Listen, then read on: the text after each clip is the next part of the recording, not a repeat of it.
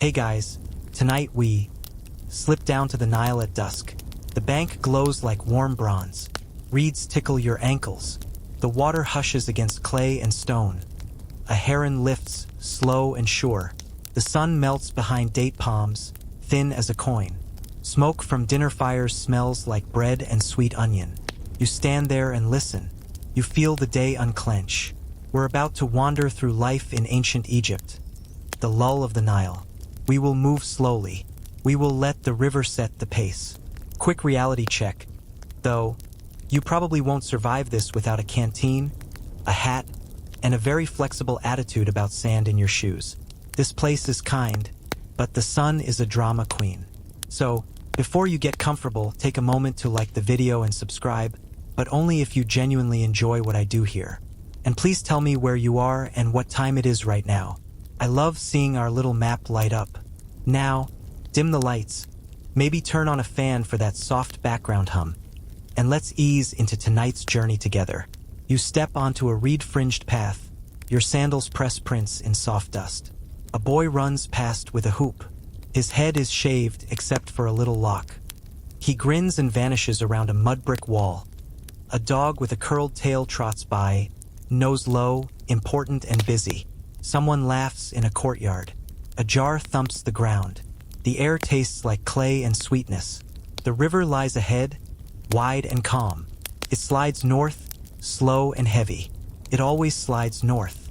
Palms line the far bank like a quiet crowd. The last light folds into the water, turning it copper. You walk to a little jetty made of logs and rope. A boat knocks the posts. A man with strong arms pulls the line in.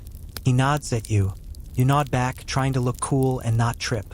You almost trip. It is fine. You save it. The river pretends not to notice. Very polite. On board, the deck smells like pitch and sun. You sit on a coil of rope. The rope presses a pattern into your legs. You do not mind. You like the texture. Reeds whisper as the boat slides free. The oars dip. The surface breaks and beads of water scatter like tiny moons. A fish makes a soft plop. Two ducks scold you for existing. This is fair. You are new here. A woman on the shore waves. Her hair is braided. She wears a linen dress that moves like water.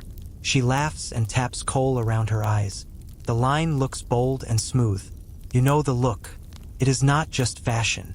The coal cuts glare and helps keep bugs away. People here are smart like that. They have to be. The desert waits on both sides, patient as a cat. The boat drifts close to a sandbar. You can see black earth on the near bank. It is rich and nuanced. It looks like ground coffee. People call it the Black Land or Kemet. That name sticks because each year, the river leaves dark silt behind. Feeds the fields. Feeds the towns. Feeds you. That is your mainstream fact for the night. You file it away like a little amulet. A breeze lifts, bringing sweet smells. Date wine, new bread, a hint of fish in a skillet. Your stomach says hi. You pretend you did not hear that. You lean back against a jar and watch the sky stretch from orange to violet.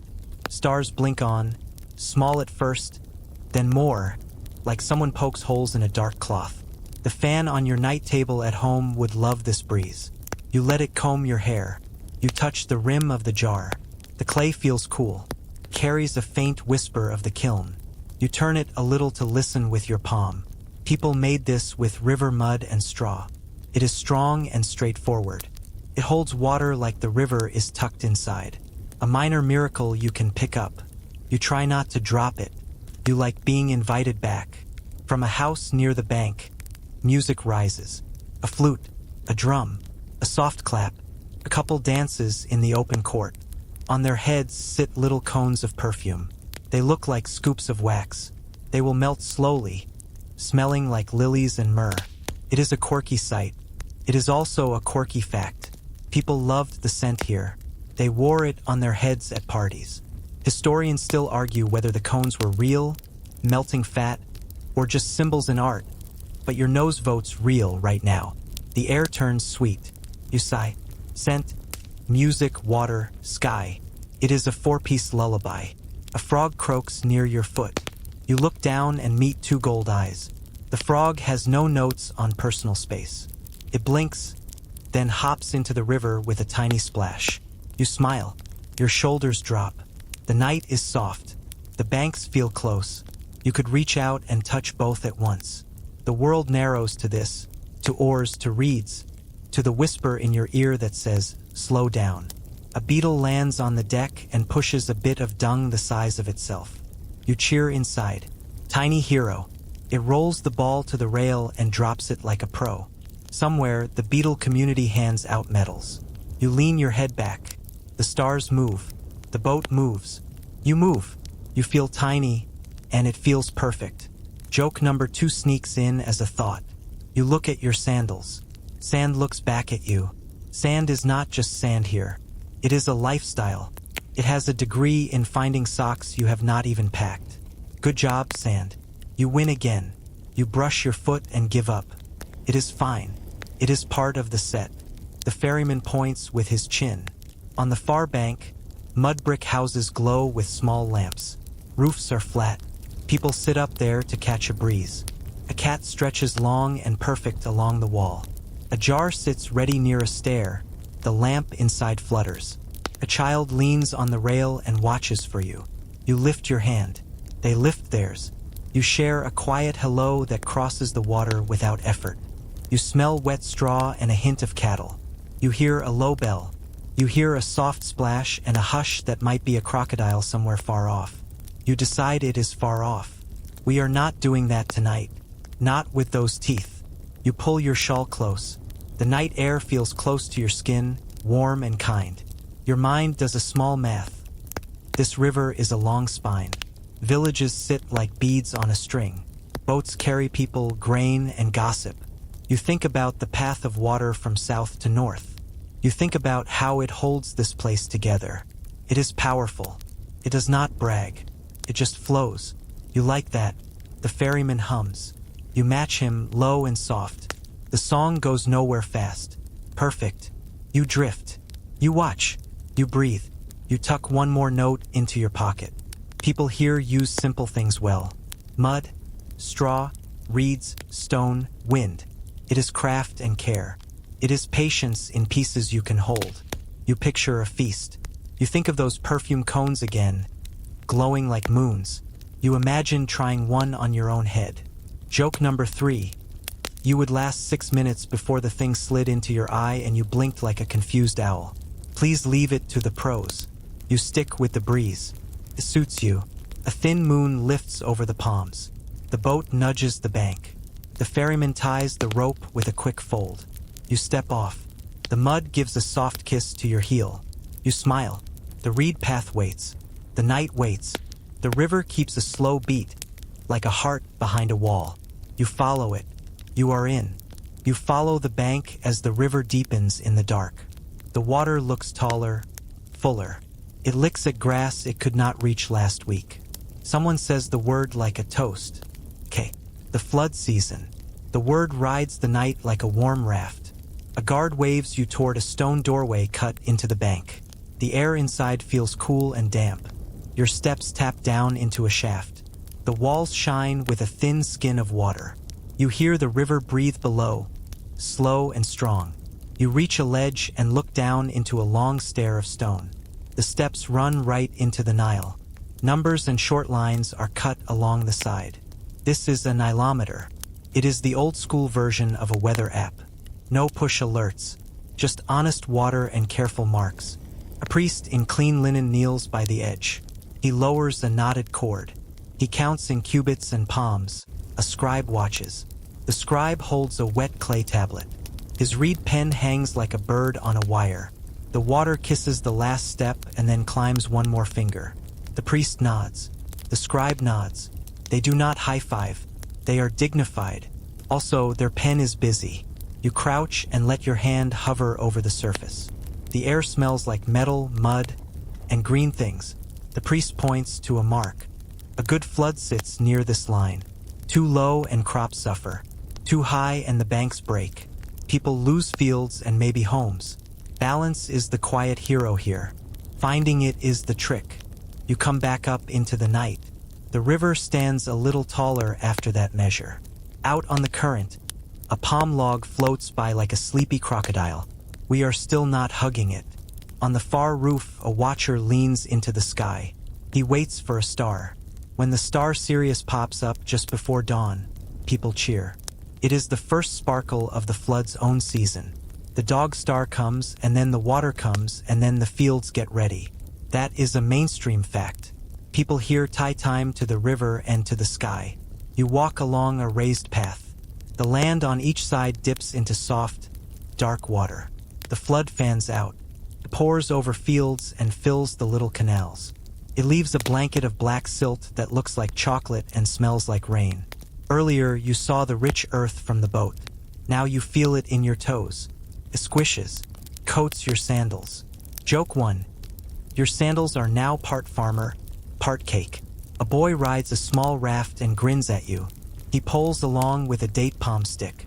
Geese dart in the water and peck at plants. Frogs trill, a million tiny bells.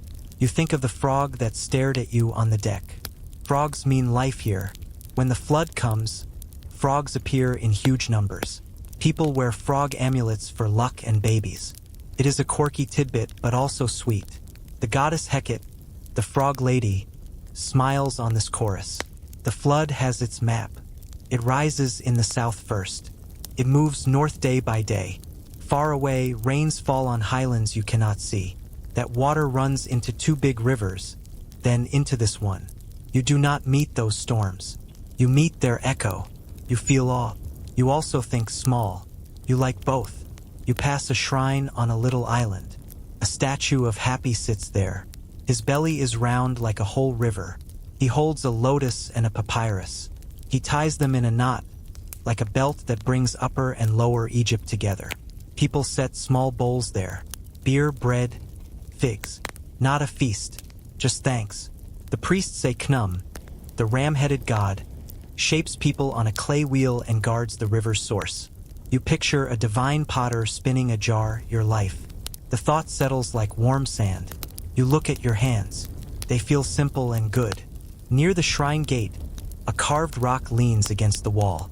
It tells a story about a long hunger in the past 7 years of thin water. A wise builder talks to a king. The temple is restored. The river rises again. Historians still argue whether the famine stela is based on an older memory or a much later legend. Either way, the lesson is clear. When the river stumbles, everything stumbles. So you plan for its steps. At the edge of the village, men stand by a levee. They pat mud with flat tools. They laugh and tease. They work in small teams. They move like they have done this forever. Someone calls for a shovel. Someone brings baskets of straw. Someone sings. The flood is not a break. It is a change in the list. You mend banks. You retie boats. You clear canals. You check the granary door. The river speaks. You answer. Old folks sit on the roof and watch the water's color. They say the shade tells you how much silt it carries.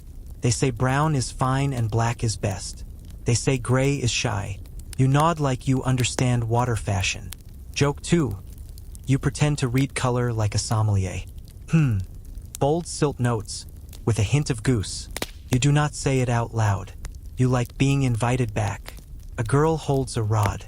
Marks run along its side. She measures the depth of a canal. She calls out the number. Her mother repeats it. A boy writes it on a potsherd. He keeps a small pile of shards by his knee. Cheap clipboards. Brilliant.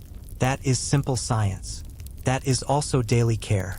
The numbers travel to the temple. Men there track them in long lists. When the flood is high, taxes can be high. When the flood is low, taxes can ease. At least that is the rule on the wall. People smile a little when they say that. Rules are like nets. There are holes. The year itself turns on the river. You can taste the names. A quay is a flood. Parate is when land peeks out and plants push up. Shimu is when the grain dries and you cut it. 3 seasons. Easy to hold. Easy to feel under your feet. Your chores shift with them. During Ake, fields rest under water. You fix plows. You weave. You dredge canals. You carve, haul, and build for the state when called. During parade, you scratch a line in wet soil and cast a seed. Sheep or pigs trot and push the seed in with their hooves. During shimu, you cut, tie, and stack. Your day bows to the river's mood. Back at the nilometer shaft, the priest comes up into the light. People ask for the number. He does not shout it like a market deal. He says it with care. He looks serious, like a teacher with exam scores. Joke 3. You brace like a student who forgot their homework. The number is good. The breath you did not notice you were holding slides out of you. You hear a soft cheer roll down the lane and out across the fields. A thin reed flute starts to play. You know this song now. It goes nowhere fast. It hums like that fan back home. The water keeps climbing in the dark. Takes new steps on the stone. Fills old channels. It writes on the land in black letters only the sun can read. In a few weeks, the flood will fall. The earth will shine like a fresh page. You will plant on that page. Your toes will press into rows of mud. Birds will stitch the dawn with bright thread. But that comes soon enough. For now, you sit on the levee, resting your chin on your knees. You let the damp creep into the fabric of your clothes and then warm up again. A cat pads past, tail high. It checks the banks like a tiny inspector. It blinks at you, then at the water and moves on. The sky turns a soft bruise color. The first star pricks through. The dog star waits its cue. You will hear the shout when it rises. You think of the priest's cord, the marks on stone, the hands on mud, the frogs in the reeds, the heavy silt that makes bread and beer and time. You think of how every job, every hope, every nap, even, fits the river's slow heartbeat, sets the pace. You match it. You breathe with it. The flood owns the drum. You dance. The sky is still deep and blue. You wake before the birds. The air feels wet and kind. Stars fade at the edges. A rooster clears his throat like a diva. Joke 1. Your alarm clock has 0 snooze buttons and a full ego. You slide into the yard and kneel by a low stone. Another stone waits in your hands. You pour a little grain on the flat rock. Emmer and barley.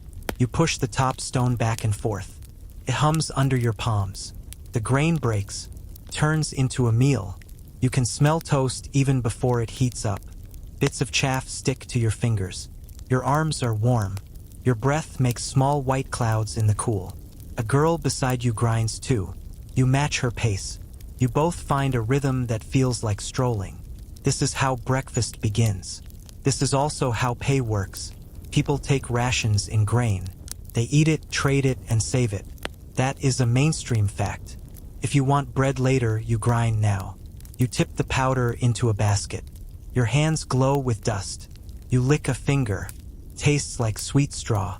Now you head to the fields. A faint line of pink touches the east. Birds start to stitch the dawn with thin calls. You step off the lane and into the margin. Mud wraps your toes like cool silk. It holds and then lets you go. You grin. Shoes off is the way. You wade into a narrow canal. A frog jumps away. You remember its gold eyes from the boat. You wish it luck. 2 oxen wait at the edge of a plot. Horns curve like moons. Their hides shine in the early light. A man rubs a handful of barley straw along their neck. He checks the yoke. He pats each animal and whispers. You take the line and walk to the front. He sets the plow in the soil. It is a simple wooden ard. It does not cut deep. It draws a neat scratch. It opens the field's skin so seeds can sink in. That is how this land breathes. You click your tongue. The oxen lean forward and pull, the plow bites. Wet earth rolls and releases a sweet, dark smell. You lead them in a straight path. Your feet press soft prints. The man behind you steadies the beam. He lifts and lowers as the ground shifts. You reach the end of the plot. You turn the team slowly. You make another line. And another. A lapwing runs after you and snaps up a worm. A heron steps through the water like an old dancer. You pause at the canal to drink. A boy dips a jar and passes it. You sip. The water has a hint of silt. Tastes honest. You hand the jar back. He tips it into a clay bowl for the oxen. Their tongues curl and scoop. Their eyes close for a breath. You rub a soft ear. Twitches. Joke 2. The oxen give you the look you give a friend who says, "Just one more set." You both know that is a lie. You move to the shaduf. Pole rests on a forked post. A bucket hangs on one end. A lump of clay hangs on the other. You grip the pole and step to the edge. The mud hugs your heels again. You lower the bucket into the canal. It fills with a soft gulp. You lean back and the counterweight lifts. The water rises like a slow comet. You swing the arm and pour into a higher channel. The stream slips away into the plot. You breathe out. You repeat. It becomes a dance. Dip, lift, swing, pour. The shaduf creaks in a friendly way. Each arc feels like a small gift to the soil. Historians still argue whether people used shadufs before the New Kingdom or only after, when art and texts clearly show them. You do not argue. You lift. The sun climbs a finger. The water glows like warm bronze. A dung beetle trundles past your toes, proud as a lord. Remember the tiny hero from the boat? His cousin works the furrow like a pro. You cheer it in your head. The field has many little workers. Geese pick at shoots and find bugs. A cat stalks along the bank and pretends not to be watching mice. It is, of course, watching mice. You take another turn with the oxen. You guide them through a patch of heavier soil. The plow bumps a root. You adjust. You keep the line straight. The man behind you hums a tune. It goes nowhere fast. Perfect. He calls for the seed basket. A woman casts grain in a wide arc. The seeds fall like light rain. Pigs trot back and forth to press them in with their hooves. Their ears flop like old scrolls. Historians still argue whether pigs or sheep did more of this job in different times, but the pigs here look very sure of themselves. You help mend a small gap in the bank. You pat mud with a flat tool.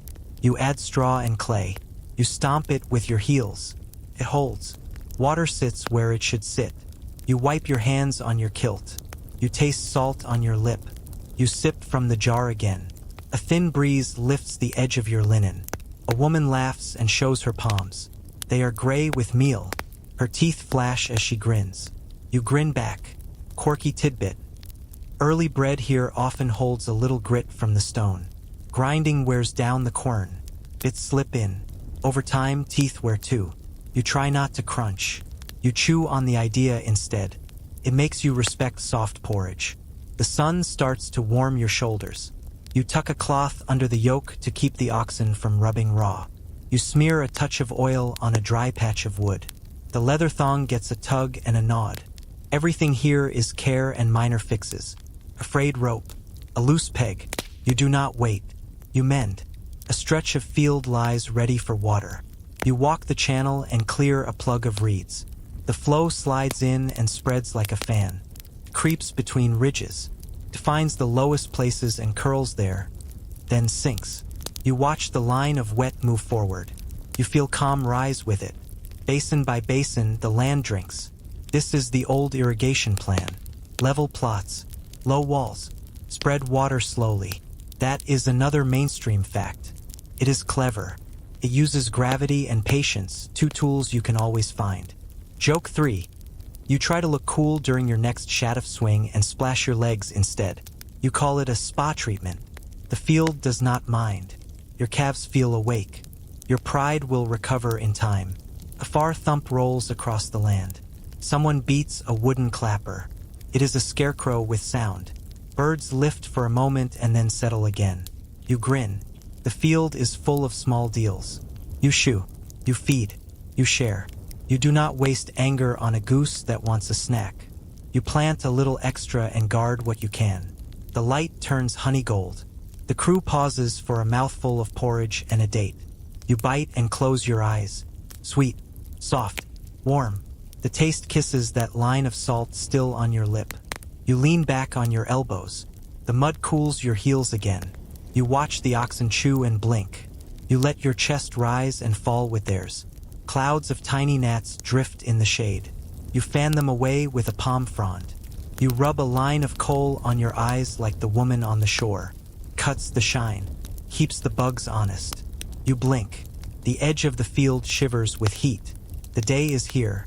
You stand and take the line once more. You feel strong and soft at the same time. The river hums far off. The plow hums here. Your own breath hums inside your rib cage. You find the pace. You hold it. You do not rush. The field opens to it. So do you. You walk back through the lanes, past reeds and quiet water, and step into a mud brick doorway. The wall feels cool. It smells like dust after rain. Inside, a small court opens to the sky. A fig tree leans over a bench. A cat owns the bench, of course. Smoke lifts from a clay oven. Curls and winks as if it knows secrets. Women knead dough in low bowls. They hum while they work. The sound is soft, calm, and steady. You rinse your hands at a sink, then press your palms into the dough. It sticks, then gives. You fold and press again. The dough warms to your touch. A girl pinches small rounds for the oven wall. Other shapes tall, cone-shaped loaves for beer. An older woman nods toward a clay pot containing a lump of old dough. She breaks a piece off and works it into the fresh flour. That is your yeast. It is a living memory in a bowl. A mainstream fact slips in here. Bread and beer are the daily staples, and people often take their pay in both. Rations are real meals. The oven looks like an upside-down jar. The mouth glows. Heat rolls out and brushes your face. Fuel is precious. They feed the fire with twigs, bark, and dried dung. Remember our tiny hero, the dung beetle? This field work ends up warming your bread, too. You grin at the circle of it. A woman slaps a flat round onto the hot inner wall. It sticks and bubbles. Another sets the tall molds standing upright near the coals. You fan the flames with a woven mat. The air smells like grain and smoke. When the first round is ready, she peels it off with a curved stick. The edge is crisp. The center is soft. You break it. Steam swirls up. You taste salt and a trace of ash. You think of the grit that can sneak in from the stone, and you respect her careful hand. She smiles and drips a little date syrup on your piece. Tastes like the sun. A clay vat near the wall bubbles. You lean over the rim and sniff. The brew smells sweet, then sour. Someone points to the tall loaves and nods. Those loaves go in the mash. They crumble into the warm water with malted grain. The mix sits for days. Then it's strained through a basket. Jars line up to catch the cloudy gold. Historians still argue whether the beer was thick like soup or lighter like a drink, and whether most brewing happened at home or in big state yards. You lift a cup and sip. It is low in alcohol and high in calories. It tastes like bread went for a swim and learned to sing. Joke 1. Call it the original sports drink, only with better snacks. A boy taps a jar with a reed straw. You watch the straw pull clear liquid from under the foam and husk. Clever. The reed keeps the bits out of your mouth. A small hand set a wedge of bread next to you. The cat eyes like an auditor. You pay the cat tax with a crumb. Peace is restored. In the corner, a bundle of pale stalks leans in a basket. Flax. You take a seat on a smooth stone. A woman shows you how to break the stalks with a wooden blade. She combs them through a hackle. Long fibers slip free like soft hair. You feel the shine. She hands you a spindle and a small whirl. She twists fiber between finger and thumb. The spindle spins down and turns fluff into thread. You try it. Your first line wobbles. She laughs with you, not at you. Your second line is better. Soon your spindle hums like a bee. Linen grows from that hum. It is cool in heat and gentle on skin. The looms sit low, tied between pegs. Women pass shuttles back and forth. The cloth grows inch by inch. White for daily wear. Finer and sheer for the rich. That is another simple fact. You run your thumb over a finished strip. Feels like water you can fold. A girl dots your eye with a line of coal. You smile and hold still. The coal is ground galena in fat or oil. Cuts glare and tells bugs to mind their manners. You have met those gnats. You nod hard. She dusts your neck with a bit of crushed lotus. The scent is soft. You remember those perfume cones melting into parties. Here, scent is a small daily joy too. Someone brings out a headrest from a shelf. It looks like a tiny wooden bridge with a U-shaped top. They use it at night instead of a pillow. Keeps the head cool. It helps protect delicate hair. It also makes you rethink naps. Quirky tidbit delivered. You try it for a second. Your neck goes, maybe later, under stars. With a breeze, you set it back gently. Across the alley, a potter's court wakes. You duck inside. The shade is deep and calm. The potter squats by a low wheel. He gives it a push with a stick. The clay lifts under his hands. A jar rises like it wants to stand. He adds a coil. He smooths the seam with wet fingers. He carves a line near the rim for a lid. His son rubs a slip across a bowl. It will fire to red in the kiln. Another bowl gets a black top where smoke will kiss it. You remember the jar on the boat, cool as a river in your hands. This is where those feelings begin. Behind the wheel, a narrow kiln squints in the yard. The firebox glows. They feed it with wood and dry chaff. Pots wait inside on shelves. Heat crawls around them, hardening the shapes. You can hear the faint ping of clay turning to stone. A woman at a bench string blue bead. She smiles and says faience. The beads look like bottled water. They are not clay at all. They are ground sand, soda, and copper color. They go to the kiln and come out bright as sky, cheap magic. Good sparkle. At the back wall, a small altar holds bread, a flower, and a smear of beer. Painted dwarf god, Bess, grins at you from a chip of wood. He guards the house and laughs at bad dreams. You nod to him. You are like a god who handles the night. Lunch gathers in the shade. People dip bread in bean mash. They pass a bowl of onions and cucumber. A child feeds the cat a fish scale and announces a grand gift. The cat agrees. You sip a little more beer. You sit with your back against the plaster. You feel calm seep through your shirt. A neighbor points to the roof stairs. She rests up there when the night is hot. You look up. You can picture mats and stars. You can picture stories rising with smoke. Historians still argue whether most cooking fires lived on the roof or down here in the court. It depends on wind, mood, and cats. Joke 2.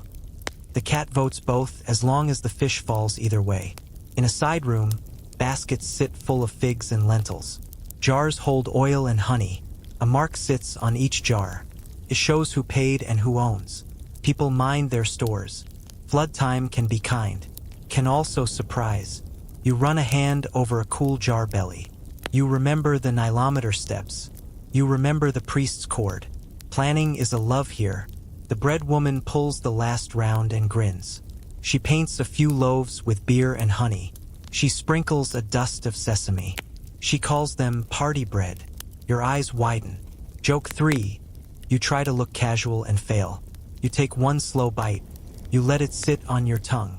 Sweet, warm, a little soft buzz of spice. You sigh through your nose. Afternoon leans over the wall. Work slows, but hands do not stop. A cord gets retied. A hinge gets fixed. A crack in the plaster is patched. You spin a last length of flax. Your spindle slows and stops. The wheel in the potter's court slows too. The oven cools to a red idea.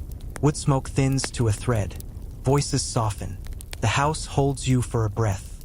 It smells like grain and clay and soap made from natron and oil. It smells like kind work. It smells like time. You press your palm to the brick and feel the sun that it's soaked in all day. You look up at the roof and think of sleeping on a mat, with a headrest under your neck and the fan of night air stroking your face. You are not there yet, but it is close. You sling a basket on your hip and head for the quay. The path curls past palms and jars. The river widens and brightens. The wharf wakes like a big cat. Boats bump the posts. Ropes creak. Donkeys argue with the morning. One brays with full feeling. Joke 1. Nature's microphone checks out. Volume stuck on loud. The air smells busy. Fish, tar, dates, sweat. A man swings a net of onions up from a boat. A woman catches it with a laugh. Kids weave around ankles with trays of figs. A sailor taps a jar and listens. He grins when it rings true. A good jar sings back. You step onto planks that feel warm already. A seller holds up sandals. The leather looks soft. You look at your toes, still kissed with mud. You look back at the sandals. The seller sees your mind work and smiles. You haggle.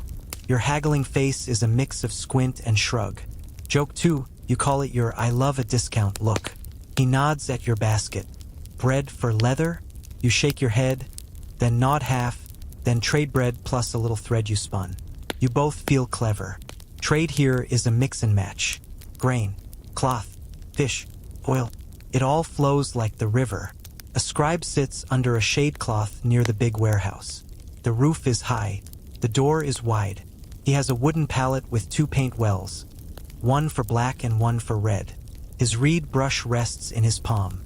He dips and writes on a flake of limestone. He writes fast and neatly. Names, numbers, loads.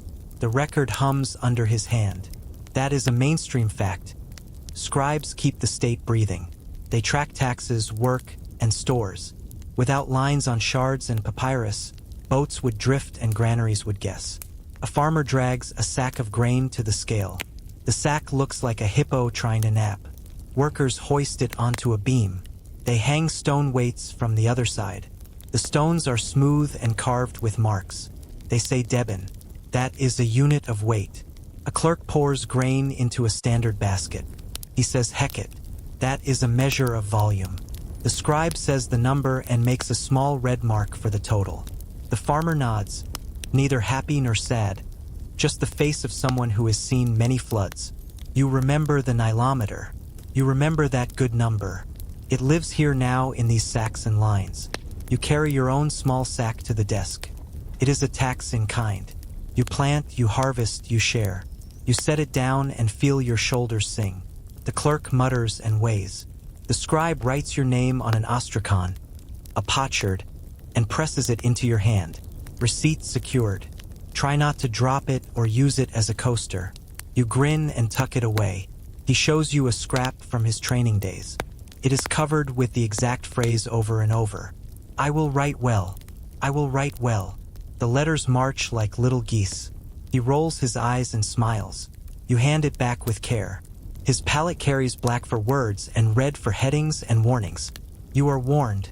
Do not drip on the red. Next to the desk, a guard opens a jar and checks the seal. The seal is clay, pressed with a tiny stamp. It shows a falcon and a name. If the lid were lifted, the seal would break. No break here. The jar gets a nod and a place on a shelf. The shelves rise like a grain cliff. Cool, dark, safe. You slip toward the fish boats. Scales glitter like coins. A boy flips a tilapia with quick hands.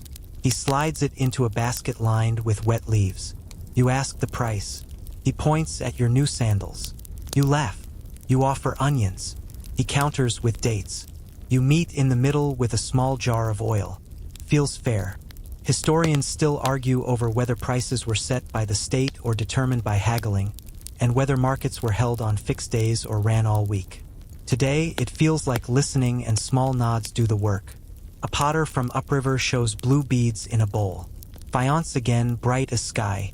The beads catch the light like water. A weaver unrolls a strip of fine linen. It whispers when it moves.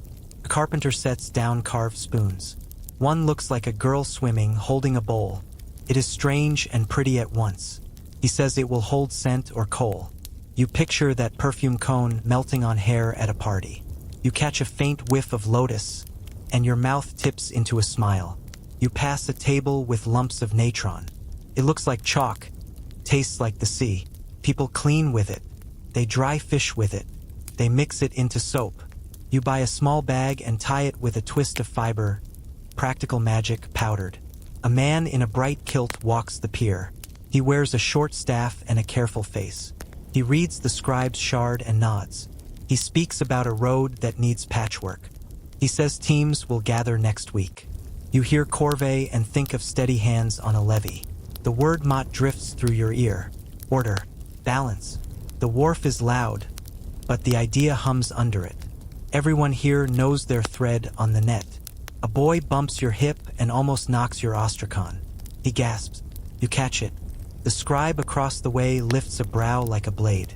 You slide the shard deeper into your belt. Joke 3. You just met the one thing scarier than a donkey at full volume.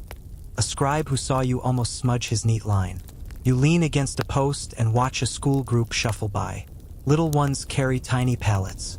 Their fingers are stained gray with ink. One shows you a doodle on a potsherd. It is a cat pouring beer for a mouse. You snort. Quirky tidbit time. People draw jokes on ostraca. Cats act like pharaohs. Mice sit on thrones. The world flips for a laugh. The teacher pretends not to like it. His mouth twitches. News spills like grain. A boat crew says a barge of cedar came in from the coast. A trader from the south shows a twist of gold wire and a small nugget. A woman says her sister had a baby boy. She touches the frog amulet at her neck and grins. You see another person pass with incense cones wrapped in leaves. The air bites sweet when one ember lands on a coal. Somewhere, a temple door must be open. You catch a ribbon of sandalwood in the breeze and follow it with your eyes. You climb the warehouse steps and look over the yard. The scene moves like a patterned frieze. Men haul. Women sort. Kids run. Donkeys resist and then give in. Boats settle and rise with the river's slow breath. A clerk ties tags to jars. A seal clicks under a stamp. The system is not fast. It is steady. Trusts weight, line, stamp, and hand. A sudden shout. Someone drops a sack. It splits with a sigh. Grain sprays and rings against wood. People kneel and cup it back into the cloth. No one laughs. It is not funny. It is bread and days. When the last kernel is saved, someone pats the man on the shoulder.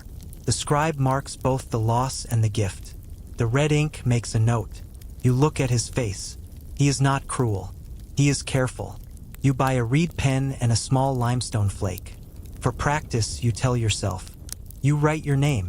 It leans like a palm in the wind. You shrug. The scribe nods. He has seen worse. The sun leans. Shadows lengthen.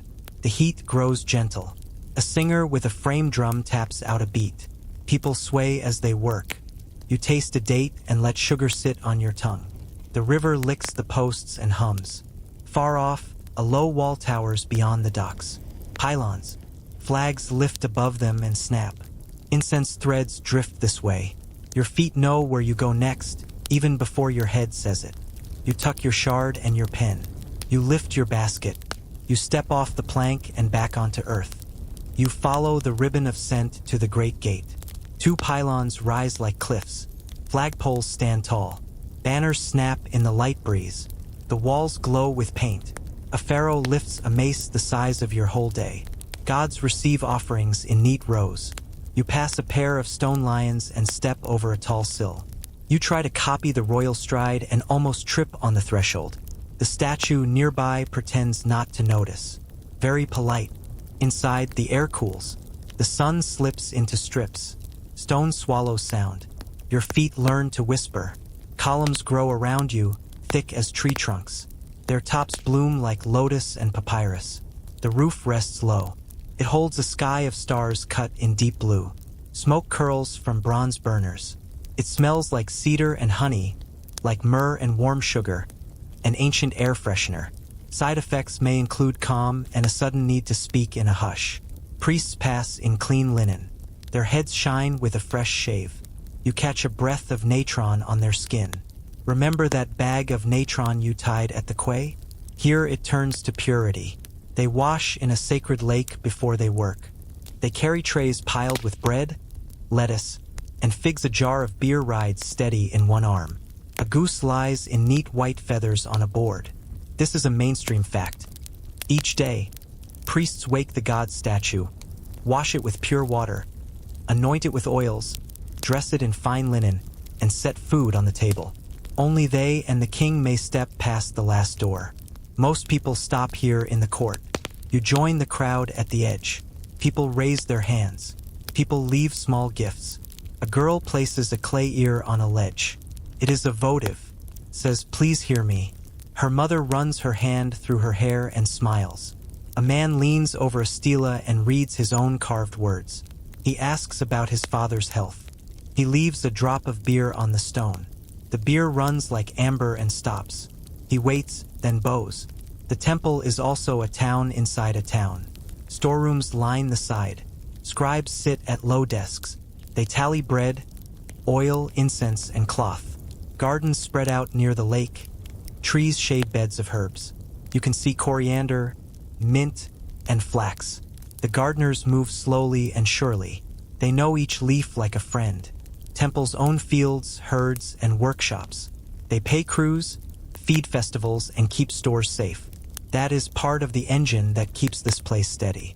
A hush deepens, doors of cedar swing open. You feel a lift in your chest. A golden shrine slides forward on poles. It holds the god's bark, a little boat tucked with cloth and inset with blue. The bearers step as one. The ship sways in a small sea of arms and breath. People call questions. Will the flood be kind? Will my child get well? The priests turn the bark. It nods yes here. It slows there. This is how an oracle speaks. Historians still argue whether the priests guided the answers or if the crowd felt the god move on his own. But the eyes around you shine with trust. A priestess shakes a sistrum. The bronze loops ring like rain on stone. She smiles with calm joy. She wears a collar that shines like water. Her song rises and settles on the beams. She sings to soothe and wake at once. You try a tiny shake with a spare rattle. It is a low-impact workout. You are now halfway to a membership card. The shrine passes a relief of a scarab pushing the sun. Khepri rolls the day out of the night like that beetle you cheered in the field. Tiny hero, cosmic shift. You stroke the small scarab amulet at a vendor's tray by the wall. Feels warm. It fits your thumb as if it had waited all morning. The smell in the hall deepens. A priest stirs a dark paste in a bowl. He drops a bit on the coal. Sweet smoke lifts. Someone whispers the name Kifi. It is a blend of many things. Resin, wine, raisins, honey, juniper, myrrh, maybe cinnamon. The list changes like a song with many verses. Historians still argue over which exact plants the old recipes referred to. No matter, the scent loosens the tension in your shoulders. People here burn it at home in the evening, too. It helps sleep. You file that under good ideas. You move along the wall and read with your hands. Carved signs tell stories. The king offers mat to the gods. He brings order back to the table each day. The gods reply with life, power, and years. You touch the sign of life, the ankh. Feels like a key. You think of levies and nilometers, of shadufs and grain sacks and careful seals. Mat is not only a word on stone. It is also a basket tied tight, a wall mended before it breaks, a fair measure at the scale. In a side court, you see rows of small bundles. Priests stack them like wood. A label shows a cat, another, an ibis. These are animal mummies offered to the gods. Quirky and true. People bring them in thanks or hope. The smell is faint and dry. You bow your head for a breath, then step back to the light. A path leads to the lake. The water lies green and still behind a low wall. A breeze skates over it and pulls a lace of ripples. Workers sweep the lip with palm brooms. A priest dips a jar and pours water over his hands. Drops patter like tiny bells. You think of the canal water on your calves and smile. Same element, different purpose. You do not dip your sandals here. You remember the scribe's brow and decide to keep things tidy. Back in the court, a man reads dreams for a small fee. He says a fish means luck. He says a flood in a dream can mean news. He points to a book roll. The roll looks heavy with advice. You show him your name on the shard you bought. He nods. He likes the slant. You glow like a student who got a good mark for a messy first try. Incense thickens as the shrine returns to the inner room. Doors close. The hall exhales. A priest seals the latch with clay. He presses a stamp and lifts it clean. The stamp reads strongly and clearly. Falcon. A name. The god will rest now. Food from the tables will go to the staff and to people experiencing poverty at the gate. Nothing is wasted. The scent lingers in the stone. You walk out through the pylons again. The light hits your eyes like a bright drum. Flags snap. The river waits beyond the wall. You think of how gods sit inside tasks here. Wash the statue, then wash the baby. Dress the shrine, then mend a hem. Offer bread, then bake more bread. Fear gets a place. Hope gets one, too. The whole day lines up like gifts on a low table. Outside the gate, vendors sell tiny faience amulets. Eye, scarab, knot. You choose a blue eye that looks like cool water. You slip it on a cord. You feel the smooth, glassy bead against your skin. Joke 3 sneaks in as a thought. If you burn more of that kiffy tonight, your room will smell so good your pillow might ask for a tip. You grin and head toward the street. The drum of the river pulls at your feet again. The king's mark waits in the next shade. You follow it. The king's mark follows you into the street. A cartouche blooms on a gate brick. Another curve on a milestone by the road. His name sits on seals, on jars, on the scale beam, even on the ferry post. You do not see the king. You see the shadow he throws. A man in a short wig reads from a roll. His voice carries over the dust. Teams will mend the East Road. Teams will clear the South Canal. Corvée. Your neighbors nod. They pick up baskets and poles. You pick up one too. This is a labor tax. It is not money.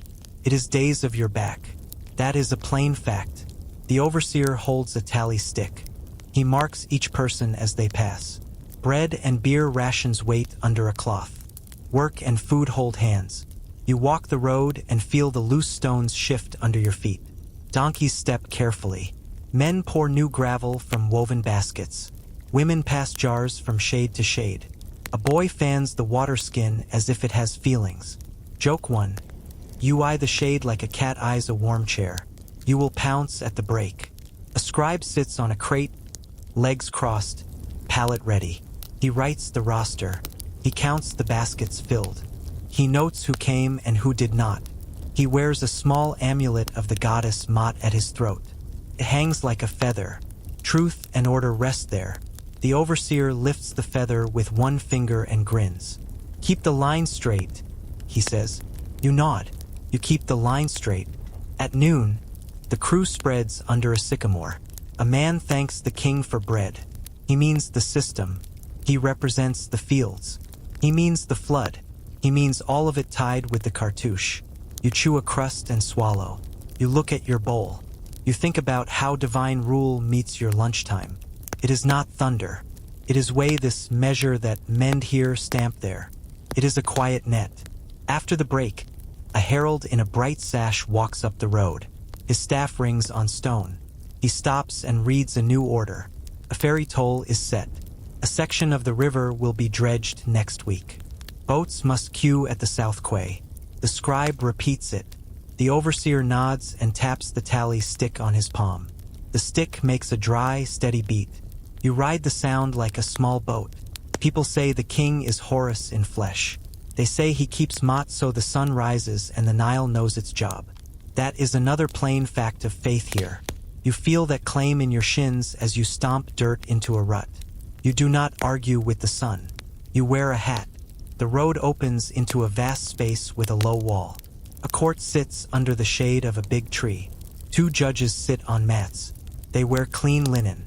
One wears a tiny gold feather on a chain. Witnesses stand in a neat line. A woman says her neighbor moved a field marker during the flood. He says the water pushed it. The scribe grinds ink in a shallow dish and writes their words. The judge lifts a hand for quiet. You drift to the edge and listen with a low breath. A surveyor kneels by a string stretched between pegs. He holds a plumb bob. He squints at the sun and hums. He checks the land, the canal, the old marks, and the new silt. He draws lines on a shard. He shows the judge. The judge touches the feather at his neck and makes a small oath. He says the word Mot, and the shade grows calm. He rules for a new line halfway. The neighbor swallows. The woman blinks, both nod. The scribe writes the order. A little clay seal waits to dry on a reed. The day holds. Historians still argue whether Egypt ever had a single law code set out in a single book, or whether judges used cases and Mot to build each decision. You do not see a heavy scroll here. You see faces, strings, stones, and a feather. You feel how order lives in small acts. A guard steps forward with a chest. Inside sit standard stones and weights. He sets one on the tray and checks it with another. The scale finds level and size. A stamp presses a mark into wet clay on a jar. The mark shows the king's name and the store's office. If the seal breaks, someone will answer. This is how your bowl gets full and stays that way. Not magic, not luck, people, tools, marks. You catch a whisper of drums from far off. Someone says the palace is preparing for a said festival next year. If the king reaches 30 years on the throne, he runs a set course and renews his strength. He loops the yard like a young gazelle, or at least like a determined uncle. Quirky tidbit.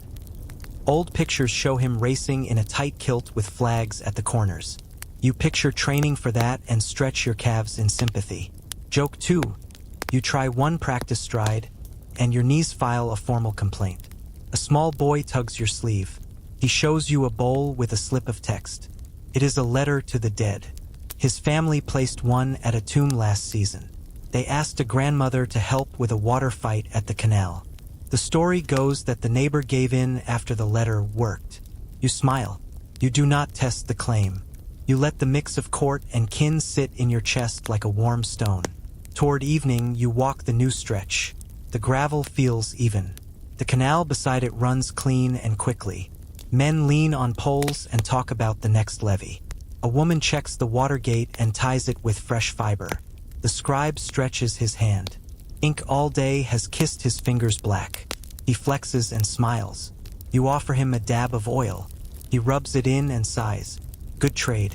A small crowd gathers at a gate painted bright. The window of appearances sits above. It is not open. People still gather just in case. The wall shines with scenes of the king offering to the gods. He holds Mott like a tiny figure and gives it back to those who breathe the world awake. The idea is simple and profound. Keep balance. Give back.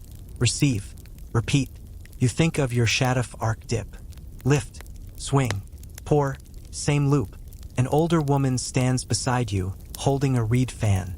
She says she once saw the king. He passed in a golden boat on a festival day. The air tasted like incense and joy. She holds her hands high and laughs. Then she leans in and whispers that officials do most of the work that day. Vizier this, overseer that, scribe here. She is right. The vizier is the top helper. He runs courts, roads, and stores. He is the hinge on the big door, another plain fact. Historians still argue whether the most significant works, massive walls, canals, and even those mountains of stone, used mostly paid crews on rotation or large groups of enslaved captives. You watch this road crew eat, laugh, and carry their rations home. You see names on rosters, not chains. You file that picture and let it sit. The sun drops to the lip of the date palms. The tall feather on the judge's chest glows for a breath, then dims. The court rolls up mats. The tally stick stops its beat. The herald reads one last note. A road team will meet at dawn by the quarry track. You feel the river breathe beyond the houses. You smell dinner smoke. You tuck your shard deeper in your belt. You pat your small fiancé. It is calm and kind to your skin. Joke 3 slides in as you pass a line of statues at the gate. You try the royal pose, chin up, chest out. Your back pops like a dried figure. The statue does not laugh. Very polite. You give the stone a tiny bow and head for the lane. The king still hides beyond your sight, yet his ideas sit on your tongue like bread. Weigh fair, measure fair, mend what you use, share work, tie seals, stamp names, keep the river path clear. If those lines hold, your bowl holds. The shadow moves with you down the road as the first stars step into the sky. You cross the river at first light. The boat noses toward the west bank, where the sun will set. People call this side the land of the dead. The word lands softly, not scary, just a place of keeping. The water glows like warm metal. Reeds bow and let you pass. Your basket bumps your hip. Your little blue eye amulet taps your chest like a heartbeat. The path climbs into pale hills. Stone shows through like bones. The air smells like dust and sun. You hear a steady ring, then a thud, then a scrape. A quarry opens ahead like a bite in the hillside. Men stand in a line. Copper chisels bite the limestone. Wooden mallets kiss the chisel backs. Chips fly and spark in the morning light. The sound is music with sharp teeth. You try one tap with a spare mallet. The jolt runs up your arms and sets up camp in your elbows. Joke 1. You hand the tool back and claim an exceptional job called cheering quietly. You are very good at it. Foremen paint red guidelines on the rock. They mark blocks to match the sleds waiting below. Workers cut a trench around a block, then two, then three wedges slide in. Water wets the wood. The wedges swell. The rock eases free with a sigh. That is simple physics and neat hands. A mainstream fact rides in here. Crews moved blocks on wooden sleds, and they poured water on the sand to make the drag easier. A small trick. A big help. Down the path, a granite boulder sits like a sleeping hippo. Came from far south, from the red hills near Aswan. Their hard dolerite balls pound at granite day after day. An obelisk lies half-born in that quarry, still stuck to the bedrock, cracked and huge. People walk along it like ants. It teaches patience and a stone's stubborn heart without opening its mouth. Sledges creak. Men chant. A line hauls a block toward the river. A boy runs along the sled and pours water in front of the runners. The block glides a little. He grins. You grin back. The road to a tomb starts here, under a hot cliff, in the ring of tools and the rhythm of backs. You step away from the ring and up a narrow track. A cluster of houses cuddles against the hill, neat in a row. The doors face the sun. The alleys are clean and tidy. This is the village of tomb workers. You feel a quiet pride in the air, like the smell of fresh bread. Women sweep. Children chase a hoop. A man sits in his doorway and files a chisel. He dips it in oil and hums. You duck into a small room with white walls. A shrine sits at the end. Painted dwarf god, Bess, sticks out his tongue. Tarit, the hippo lady, leans on a knife and guards mothers and babies. Little jars line a shelf. Bread and beer sit ready. A few chips of limestone lie in a basket. You pick one up. A sketch runs across it, two men with a block on a sled. A note in quick hand says, "Need more oil." You smile. Ostraca like this carry shopping lists, jokes, and dreams. On a wall, another shard shows a cat on a stool while a mouse brings a fish. The world flips for a laugh again. Quirky tidbit. Someone once drew a tiny donkey trying on a wig like a fancy courtier. You snort through your nose. You keep it quiet. This is a sleepy street. A man waves you toward a door in the rock. You step into cool shade. The air tastes like clay and smoke. Oil lamps sit in small niches. Their flames are low, their wicks trimmed short. Soot kisses the ceiling like a faded veil. Draft lines bloom in red paint on the walls. A master walks along with a brush, making black corrections right over the red. Apprentice and master, in dialogue on stone. That is how the figures learn to stand and breathe. Carvers follow the lines. They cut shallow reliefs with copper and stone. Their mallets tap. The walls turn to gardens and boats. Paint follows. Red from iron earth. Blue from a bright trick called Egyptian blue. Made in a kiln from sand, lime, and copper. Green from malachite. Yellow from ochre. White from gypsum. The colors settle like birds on a branch and do not fly away. Scenes flow through the room. You see a man fishing in the marsh. You see women at a feast, with cones of scent melting into their hair. You remember that sweet party smell and you're careful, maybe leave it to the pros' plan. You see workers in fields, pigs pressing seed with happy ears. You see geese, figs, and lilies. Historians still argue over whether these scenes depict everyday life or the life people wish to carry on forever. But the effect is the same. The room fills with things you love. Painter offers you a thin brush. You lay one line of blue on a lotus. Your hand shakes a little. A cat pads across your foot and swishes its tail in the air like a royal signature. Your line goes wobbly. The painter laughs in his chest and smooths it with a thumb. Joke 2. The cat is clearly the senior artist here. You bow to the fur. In a side niche, small clay figures wait in neat rows. Ashapti. They are little helpers for the next world. They hold tiny hoes and baskets. If called, they will do your chores. One wears a small overseer's sash and looks very sure of himself. You pick him up. He stares like a snack manager. You set him back before he assigns you a task. Another shelf holds amulets. A green scarab with lines on its belly. You read the words with your finger. Do not stand against me. A heart scarab like this asks your heart not to testify against you when it sits on the scale. The priest will balance your heart against the feather of Mot. You touch your own chest and feel your blue-eye bead. A jed pillar stands tall as a symbol of strength. A tayat knot shines red for protection. A wajet eye smiles for healing. You think of the faience beads that looked like bottled water and nod. Magic takes many shapes here. Most are small enough to hold. On a bench, a roll of papyrus sits under a stone. You peek. Signs march in tall columns. The title says, Spells for Going Forth by Day. People later called it the Book of the Dead. It is not scary. It is a travel kit. It helps you pass gates and speak the right words. The letters look calm and kind. They do not yell. They guide. A whisper pulls you deeper, to a tomb ready for its owner.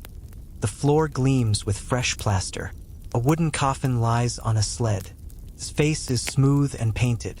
Anubis waits in a mask, quiet and still. A priest in a leopard skin holds a small adze. He touches the lips of the statue, then the coffin, then the mouth again. This is the opening of the mouth. It wakes the senses. It lets breath, taste, and voice return. The room breathes with him. You keep to the edge and bow your head. Canopic jars sit near the sled. They wear the heads of 4 guardians. Human, baboon, jackal, falcon. They watch over precious parts of the body. Once dried, that natron, the same natron that scrubbed kitchen jars and priestly hands. Same salt, different grace. Onions lie near the feet, a neat ring behind a knee. A charm for breath and life, people say. Quirky, yes, but sweet in meaning. Mourners lift their arms and wail in a long ribbon of sound. 2 women take the lead. They are the kites, mourning like Isis and her sister. Their voices shake stone and soothe at the same time.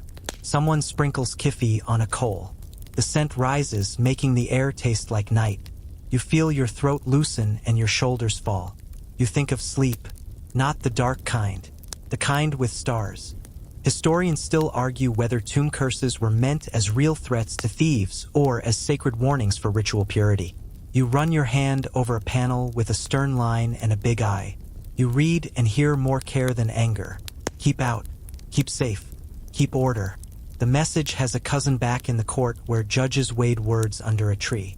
Outside, a breeze pulls dust into soft curls. A mason squats and fits a new seal to a door. He presses a stamp with the king's name. The clay takes the mark and smiles. A guard stands by with a jar of water and a fan of reeds. He looks like he has been awake since the first frog sang. You nod. He nods. No one speaks. This place asks for hush. You sit on a rock and watch the cliff change color inch by inch. Gold, pink, bone. A gecko runs across your boot and stops to do tiny push UPS. Joke 3. The gecko is clearly training for the king's said festival. You clap in silence. He accepts. A scribe from the village passes with a lunch basket. He tells you in a quiet voice about a year when rations were late. The crew put down their tools. They walked to the temple and asked for bread. The scribe wrote it in his roll. The first strike, people say, not with fists, with empty hands held out in the daylight, open and brave. Another fact, tucked in under sun and stone. The day leans toward rest. The lamps in the tomb burn lower. The last brush stroke dries. The wedge in the quarry loosens and lets go. A block slides easy as breath. You rub a smudge of blue from your knuckle. It leaves a hint of sky. You keep it. You walk back toward the river with the hush still on your shoulders like a shawl. The west holds its quiet. The east calls you home. You step onto a broad cargo boat as the north wind wakes. The square sail fills like a chest. The river runs north. The wind blows south. That is the trick that makes travel work. You ride the balance. The crew sets the yard with easy hands. The rope hisses through the blocks. You grab a line to help. The rope bites your palm and grins. Joke 1. You salute your first blister like a tiny captain and then wisely step back. A Nubian pilot stands near the bow. His hair is beaded. His smile is bright. He speaks in a smooth mix of tongues. His crew laughs softly and surely. They know the river's moods, It's rocks and whirls. It's shy sandbars. He taps the pole and calls depth. The boat leans into the wind. The current pushes your heel. You ride both at once. The sound of water under the hull is a cat's purr the size of a town. You pass Elephantine. Granite sits like sleeping bulls along the bank. A fort watches the cataracts from a rocky perch. Boats cluster in coves, waiting for help through the rapids. The pilot points to a black line on the stone. A high flood years back. You think of the Nilometer's marks in the dark. Same urge. Measure. Remember. Plan. Mainstream fact in your pocket. Nubia to the south brings gold and strong crews. Egypt sends linen, grain, and glassy blue beads the color of the sky. At a landing, traders step aboard with baskets. One basket breathes sweetness, myrrh.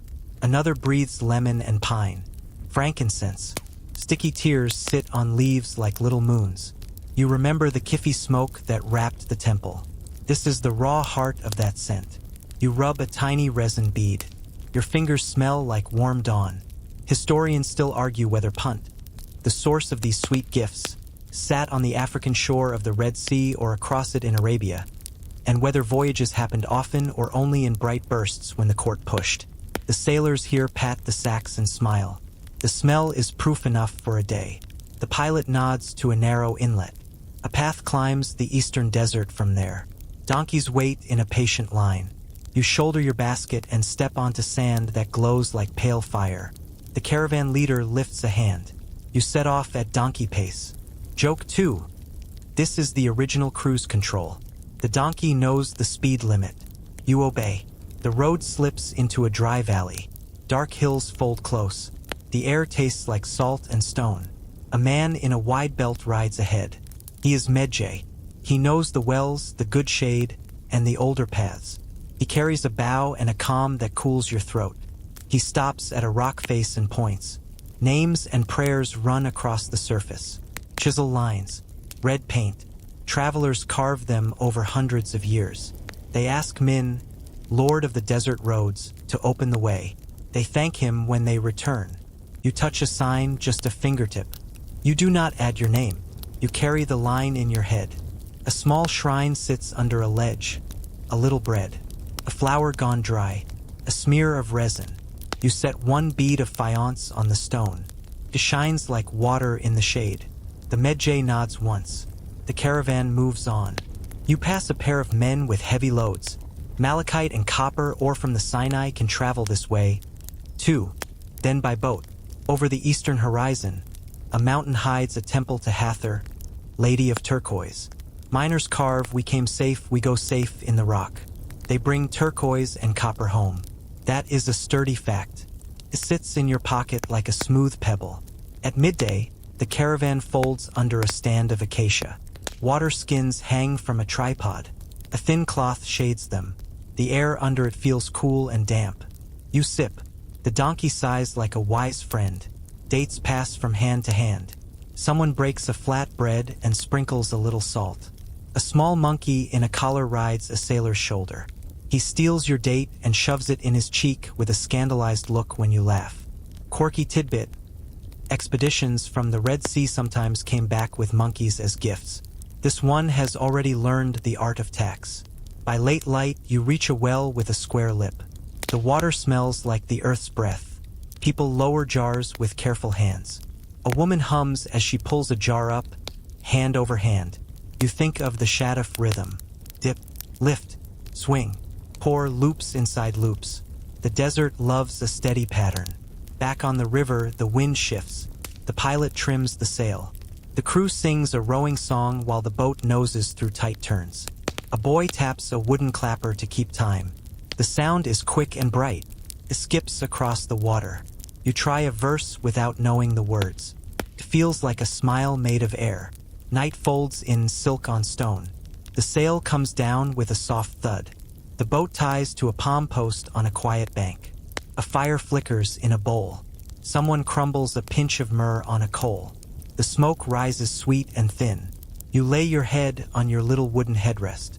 You remember the first time your neck said at it. Now it sighs. The breeze writes cool lines along your cheek. A sailor points up. The sky blooms. Orion strides. Here they call him Sa. Sirius burns to the east. Sopdet. When she rises with dawn, the flood season starts. You remember that cheer at the Nilometer. The Milky Way spills like a river of dust. People call it the Winding Waterway. It looks like a map of the Nile, but for spirits and skyboats. Mainstream fact number 2. Tuck gently. Priests use star groups called decans to tell hours in the dark. You watch a row of stars lift, one after another. Time passes in little lamps. A Nubian drummer taps a skin low and slow.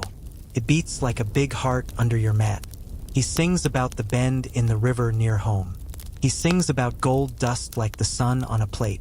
He sings about a boat that never leaks and a rope that never frays. You hum along. You smell the resin and the smoke from the cook pot. You taste sweet onions in the air. The night holds you like a jar holds water. The pilot tells a story while he checks the lines.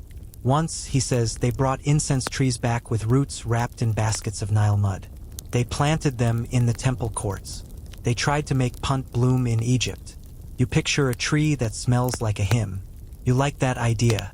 Historians still argue whether most of those trees lived, but the story still plants itself in your chest and grows.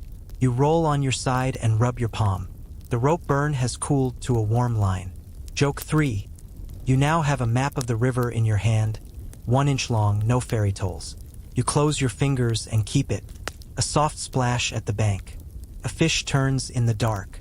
A frog ticks like a tiny clock. You remember the frog with gold eyes and the gecko doing push UPS by the tomb. Small athletes, big fans. The fire sighs and settles. Someone tucks a small clay cone of perfume on a shard near the coals. It melts and sends up a thin ribbon of sleep. You think of the temple again. You think of all the tasks today. Rope, sand, seal, song. The boat rocks the way a mother rocks a basket. The stars slide slowly. The winding waterway brightens and then pales, like breath in glass. You keep your eyes open as long as you can. You try to count decans like a priest with a reed pen. You lose the number and do not mind. The wind combs your hair, the river hums. The desert holds its heat a little, then lets it go. You find the quiet seam where water and sand meet, and you slip into it. The map above you does not need your finger. It draws itself on your lids. You float. You wake to a soft bump. The boat noses a familiar bank. Reeds part with a hush. The crew ties off to a palm post. You climb to shore with sleepy knees and a grin that forgets to hide. The sand feels warm where the last sun sat. A thin moon hangs low. Lanterns blink on like kind eyes along the path. A small fire waits in a ring of stones. A pot of lentils bubbles and smiles. Someone lays fish on a flat rock by the coals. The skin snaps and curls. Onions crackle. A hand sprinkles coriander. Bread warms at the edge. You sit. The cat sits. You both sit like you planned this. The first bite is sweet and soft. The second is salt and smoke. The beer is cool and kind. Joke 1. You try to thank the cook with words, but end up making the exact noise a happy frog makes. No one minds. High praise is a high croak. Music starts from a shadow. A harp leans against a knee like an old friend. The frame curves like a boat. Fingers walk the strings. The notes pool around your ankles. A small lute picks up the line. A drum taps the beat, patient and low. 2 wooden clappers kiss. They look like hands and make a bright click. Quirky tidbit lives there. Some clappers are carved like palms, complete with tiny nails. They clap party secrets into the night and then pretend to be innocent wood. A singer opens a roll of words she knows by heart. She sings a love song. She calls her dear a lotus in the flood. She says beer eyes and bread hands. You smile into your cup. You hear the house wake inside the song. You hear the river swing its hips. A harpist with closed eyes sways. Historians still argue whether blind harpists in art were truly blind or if the closed eyes show the deep way music feels. But either way, the sound is sure. You pull out a board with 30 squares. Little marks sit on the squares like tiny gates and houses. Senate, the favorite. Mainstream fact. Boards like this sit in tombs, even in a famous boy king's rooms. with sticks and pieces ready for one last game. No rule book sits beside them. You toss casting sticks instead of dice. 2 land face up. You move 3. Your piece lands on a house with a sign like water. Oh, you wait for your turn. Your opponent smiles with all the teeth in Egypt. You call it strategy. It is not. It is luck wearing your shirt. You get up to stretch and see another board of holes. 58. Tall pegs. Someone calls it hounds and jackals. A snake game, Mehen, coils on a shelf too. The board looks like a sleeping spiral. People lean and laugh in soft pulses. The games are not war. They are little travels. Start here. End there. Watch the path. Mind the river. It sounds familiar. Someone brings out a sistrum. The bronze rings chime like tiny rivers in cups. A girl shakes it and it smiles back. The singer closes the love song and starts a story. Ra rides his boat by night. The sky goddess arches over you like a long blue tree. Stars hang from her belly like beads. The serpent tries to mess up the plan as usual. The crew stands steady. The boat cuts through. Dawn wins. Dawn always wins if Mott holds. You think of judges under a tree, of a feather on a chain, of a neat stamp in wet clay. Your chest loosens. You breathe deeper. You walk to the bank and look up. Orion strides. You remember the name here. Sop. Sirius hangs near the horizon. Sopdet. The Big Dipper turns its bright elbow. People call it Mesketiu, the bull's foreleg. It once hung in a king's dark gold ceiling. You point and someone nods. They lift a hand and draw a figure in the air. A boat. A goddess with outstretched arms. A cow in the sky. The Milky Way becomes the winding waterway again. Priests count decans to tell the hours. You count 3 stars and lose track, happy and full. A breeze touches the fire. Smoke tilts. Someone sets a tiny cone of perfume on a shard. It melts into sleep. You remember the temple smoke and that kiffy that made your shoulders sigh. You lean back on your elbows and think of your headrest. The first time your neck said, Now it says, yes. Joke 2. You salute the headrest like a loyal subject and promise to stop judging furniture before you try it. The cat moves to your lap without a vote. You accept. You stroke its back. You feel the purr, big as the river under your fingers. A frog ticks in the reeds like a soft metronome. Far down the bank, a donkey makes a note that breaks the whole mood and then apologizes with silence. The harp laughs and keeps playing. Bess grins from a bit of charm by the fire. Tauret on a birth wand guards a sleeping baby in his mother's arms. The night gathers your whole little crew and tucks the blanket in. A woman with a basket sits by you. She shows a scarab amulet with a line on its belly. She reads, May my heart not stand against me. You nod. You touch your blue-eye bead. Feels calm and sure. You think of the opening of the mouth and the quiet in the tomb, and the first chisel tap of morning in the quarry. The night holds both, stone and breath, seal and song. Your day folds into a neat square and slips into your pocket. A boy points to the far bank. Lamp dots ring a temple pylon. Flags sleep on their poles. You can almost smell the cedar inside. Maybe the god rests on his bark like your friend by the fire, belly full and worries packed away for a few hours. Perhaps the priests may sing a short line as they close the door. Historians still argue whether familiar people joined big night processions often or watched from the gate most of the time. But your place feels right here, with breadcrumbs on your knee and a cat tax unpaid. Someone hands you a reed pen and a shard. Your hand remembers the scribe's brow. You draw a frog with severe eyebrows. The kids cheer like you carved a pyramid. Joke 3. A beetle waddles over your art as if to sign it. You accept the edit. Tiny hero keeps his brand strong. You move to the roof of the nearest house. Mats unroll. A jar sweats cool water in a basket. A palm fan pets the air. People settle in simple lines. Stories taper to hums. Clappers rest. The sistrum sleeps. You curl on your side. Your head finds the little wooden bridge and says, Thank you. The breeze writes a slow letter on your skin. Says the same thing the river says. You are held. You are held. Let the sound of the river soften and spread. Like a long ribbon of silk pulling through your hands, and let the little night noises fall into place the way shells lean into the sand after a wave slips back. Because the world loves a pattern, and you have found one that fits.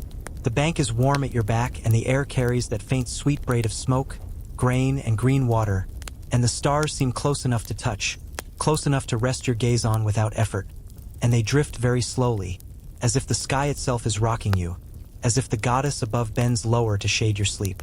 You can feel today folding into smaller pieces, each one quiet and safe, the Nilometer's cool step, the breath of the oxen, the patient lift of the shaduf, the clean click of a seal, the temple's hush and the home's warm bread, the steady road crew and the careful judge, the dim blue of a tomb wall and the calm faces of friends by the fire, and every piece settles the way silt settles after the flood, making the ground level and kind beneath your feet. The breeze is a gentle hand. It smooths your brow and loosens your shoulders, and your small amulet rests cool against your skin like a drop of river at dusk, and it is enough. Let your breathing match the water's slow beat. Let it flow in and drift out with no need to try, no need to hold, and think of your head resting easy on the little wooden bridge, cool and simple, keeping you just right, while the cat curls nearer and the last ember winks under a thin veil of ash. The boat of the sun has long since slipped beyond the hill, and its crew is brave and sure, and they will carry the light back by morning.